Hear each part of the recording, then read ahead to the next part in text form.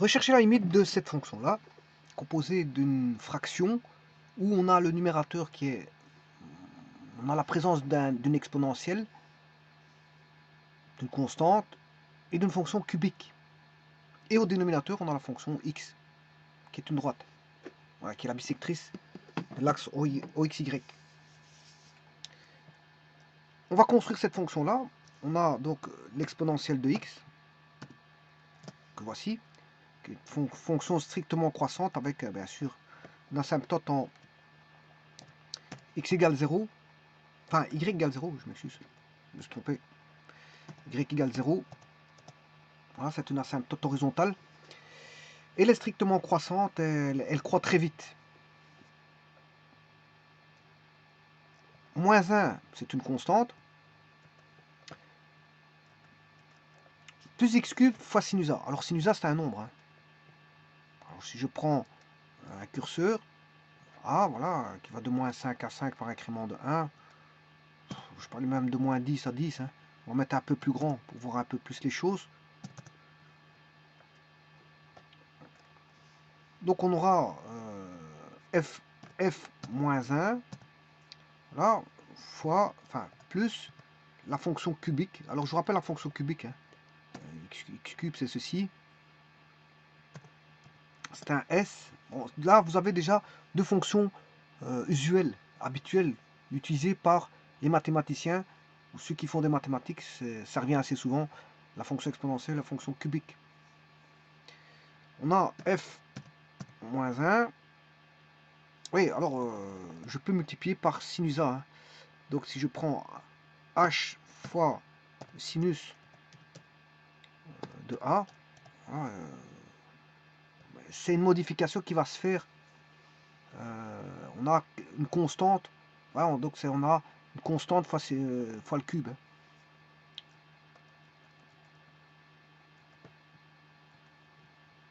Là, qu'est-ce que je fais? Je fais tout simplement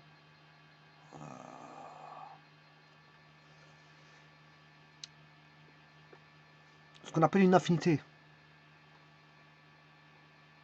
suivant l'axe y, parce que c'est k fois x cube, k fois x cube, et non pas kx au cube.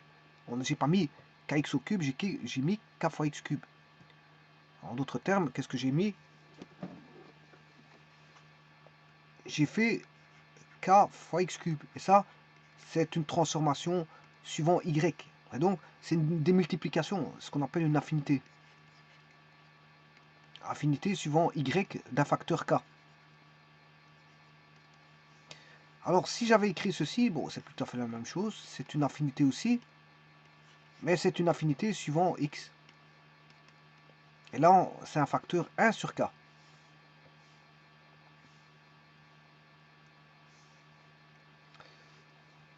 On va écrire cette fonction-là, donc f moins 1 plus p. Donc on a bien cette fonction-là. Alors je peux faire varier, bien sûr, la faire danser, comme on dit.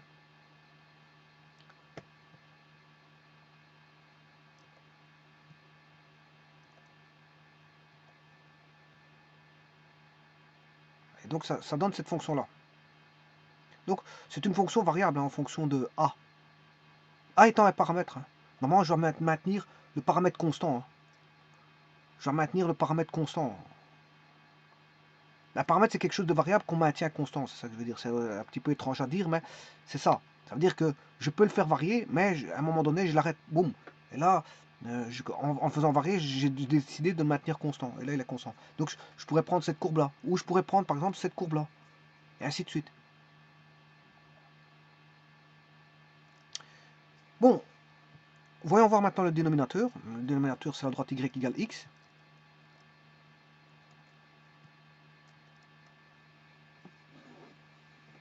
Ce qui a été écrit, bien sûr, c'est quoi? C'est la limite, quand x tend vers 0, de l'exponentielle de x moins 1 plus x cube fois sinus de a. Tout sur x. Alors, ceci, le domaine, son domaine, c'est x appartenant à R. Ça, c'est une constante. X cube, X appartient à R pour X cube. Mais sinus de A, c'est une constante, donc il n'y a rien à dire là-dessus. Par contre, ici, le X doit être différent de 0 parce qu'il est au dénominateur. Donc, le domaine de cette fonction, c'est R sauf 0. Donc, là, je vais justement calculer la limite en 0.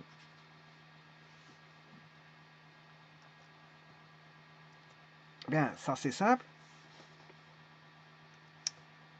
Comme calcul de limite, puisque la limite, quand X tend vers 0, on aura E de 0 moins 1 plus 0 au cube fois sinus de A le tout sur 0. E de 0, ça fait 1. 1 moins 1, ça fait 0. 0 au cube, ça fait 0. Fois sinus de A, ça fait 0. On aura 0 sur 0. Et ça, c'est une forme indéterminée où on peut appliquer l'hospital pour soulever l'indétermination. Donc, ça revient très facile, ça revient à un calcul très simple d'hospital, puisque c'est toutes des fonctions simples. Hein. On a une exponentielle moins 1 plus x cube sinus de A qui est une constante à dériver bien sûr sur x à dériver bien sûr et à rechercher à la limite quand x tend vers 0. Alors ce qui revient à calculer e de x dérivé moins 1 dérivé plus sinus A fois x cube dérivé. Mais ça, sinus A est une constante, il peut sortir du signe dérivé. Le tout sur la dérivée de x qui vaut 1. Et bien sûr, il faut rechercher la limite quand x tend vers 0. Bon. Comme je viens de vous dire, c'est quelque chose de simple.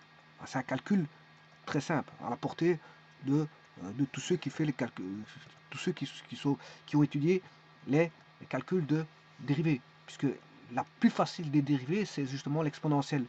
Parce que la dérivée de l'exponentielle, c'est elle-même. C'est la seule dérivée qui vaut elle-même. Dérivée de 1, ça fait 0, plus sinus A fois 3x carré, le tout sur 1. Voilà. Et donc, on a la limite quand x tend vers 0. Ben, on aura e de 0, ça fait 1. 1 moins 0 plus sinus A fois 3 fois 0 carré. Le tout sur 1. Et donc, on aura 1 sur 1. On aura toujours 1 sur 1. Quel que soit A. Quel que soit A, on aura toujours 1 sur 1. Toujours.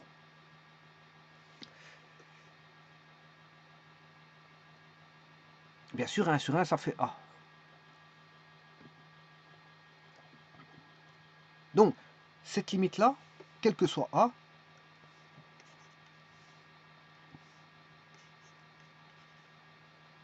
appartenant à R, eh bien, cette limite-là vaudra toujours 1. Elle vaudra 1.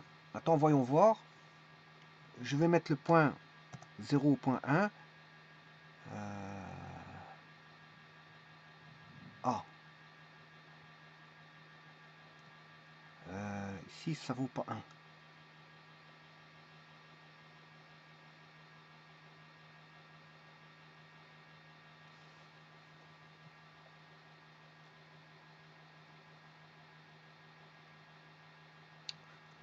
C'est pas bon. Ah non, oui, non, c'est normal. Parce que je n'ai pas fait diviser par x. Hein. Je vais faire diviser par. J'ai oublié de diviser par x. Q divisé par x. Ah bon, n'oubliez pas que ça c'était le numérateur bien sûr. Voilà, et maintenant ça c'est le dénominateur. Enfin, sans prendre en compte le dénominateur. Voilà, donc là, effectivement, ça vaut toujours 1. Bien sûr qu'il est un point rouge. Hein. Il est il est adhérent au domaine, mais il est hors domaine. Hein. Il est hors domaine, mais adhérent. Donc je peux calculer la limite, si vous voulez, en ce point-là. Mais il n'appartient pas au domaine, hein, parce que j'ai rejeté le 0. J'avais dit que le domaine,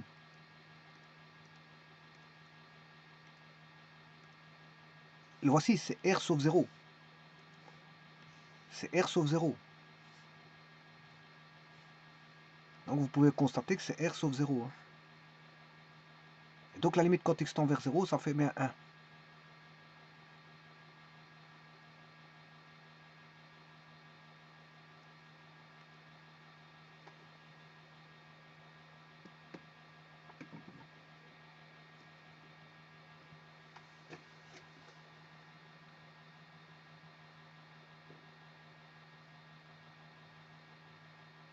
Je vous remercie.